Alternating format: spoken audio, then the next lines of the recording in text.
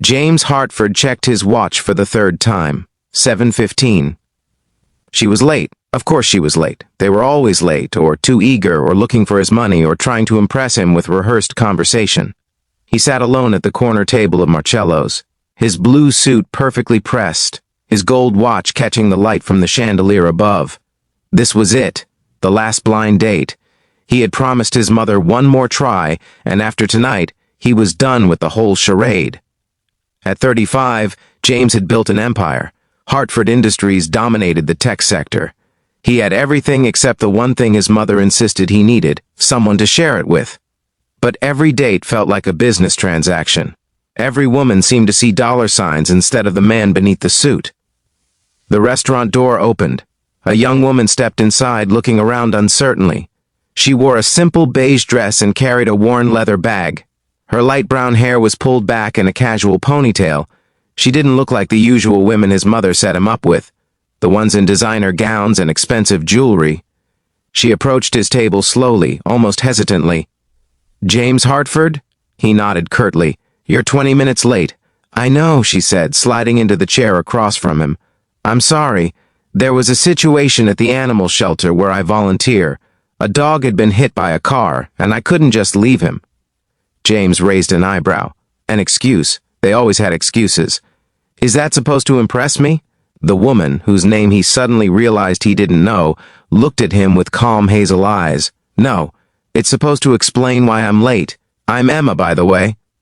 Something in her tone caught him off guard. There was no apology in her voice, no attempt to charm him.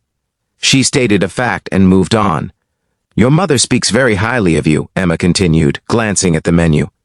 "Though I suspect she exaggerates." James felt his jaw tighten. "Excuse me?"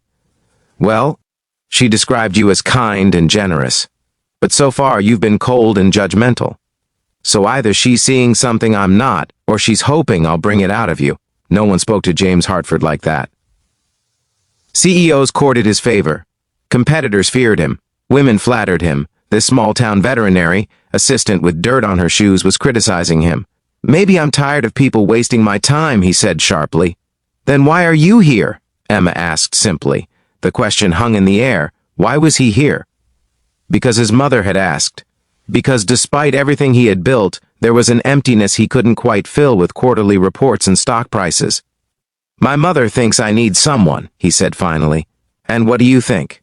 James looked at Emma properly for the first time. She wasn't trying to impress him. She wasn't even trying to like him. She was just being honest. "I think everyone I meet wants something from me," he admitted. Emma nodded. "That must be lonely." The waiter appeared, breaking the tension. James ordered wine without asking Emma's preference. She didn't complain, just waited until the waiter left and said, "I don't drink alcohol. Could I get a sparkling water instead?" "You could have said something," James muttered. "I just did." They ate in uncomfortable silence at first. James asked the usual questions about her work, her life, expecting the usual answers designed to intrigue him. Instead, Emma told him about the shelter's funding problems, about the senior dog no one wanted to adopt, about her tiny apartment that barely fit her furniture. "Why do you do it?" James asked. "The shelter work. It doesn't pay well, I assume." "Because those animals need someone to care," Emma said. "Money isn't everything, Mr. Hartford." "James," he corrected automatically. "James, then." She smiled slightly. "Look, I know your mother means well, but I don't think this is going to work. You need someone who fits your world. I'm just a girl who spends her evenings bottle-feeding orphaned kittens." Something shifted in James's chest. She was rejecting him. When was the last time anyone had rejected him? "Wait," he said as she started to stand. "Tell me about the dog. The one that was hit by the car." Emma paused and sat back down. "His name is Buddy. At least that's what we're calling him. No collar, no chip. He's probably 8 or 9 years old. Someone just dumped him, and then he got hit trying to cross the highway. Will he survive? If we can afford the surgery. But the shelter is already over budget. We might have to make a choice we don't want to make." James reached into his jacket and pulled out his checkbook. Emma's hand shot out, stopping him. "I wasn't telling you that to get money from you," she said firmly. "I know," James replied. And somehow he did know. "But I want to help anyway. How much does Buddy need?" Emma told him. James wrote a check for 5 times that amount. "This is too much," Emma protested. "It's for Buddy and the next 10 animals that come through your door," James said. "Consider it an investment in something worthwhile." Emma looked at the check, then at James. "Why? Because you're right. Money isn't everything. But sometimes it can do good things in the right hands." For the first time that evening, Emma smiled at him, really smiled. "Thank you, James. This will save lives." They talked for another hour.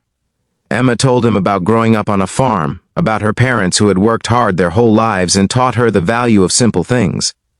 James found himself sharing memories of his own childhood, before the money and the empire, when he used to build things in his father's garage just for the joy of creating. "You miss that, don't you?" Emma asked. "The simplicity." "I never thought about it," James admitted. "I've been so focused on building and acquiring and winning. Maybe it's time to remember why you started," Emma said gently. When the evening ended, James walked Emma to her car, an old sedan that had seen better days. "This was unexpected," he said. "The worst blind date you've ever had?" Emma teased. "Actually, the best." Emma looked surprised. "Really? Even though I was late and told you that you were cold and refused your wine? Especially because of that," James said. "Can I see you again?" Emma hesitated. "I don't know if I fit into your life, James. Maybe my life needs to change to fit you." 3 months later, James Hartford stood in a dusty animal shelter wearing jeans and an old t-shirt, helping Emma repair kennels. His board of directors would have been shocked. His competitors would have been confused. But James had never been happier. Emma had taught him that wealth wasn't measured in bank accounts. It was measured in wagging tails and grateful purrs, in honest conversations and simple dinners, in someone who loved you for who you were, not what you had. The cold CEO had finally found warmth, and it came from the last person he expected, the girl who showed up late to his last blind date. If this story warmed your heart, please like, share, and subscribe for more tales of unexpected love and second chances. Comment below about a time when someone surprised you by seeing past the surface. We all need reminders that the best things in life cannot be bought.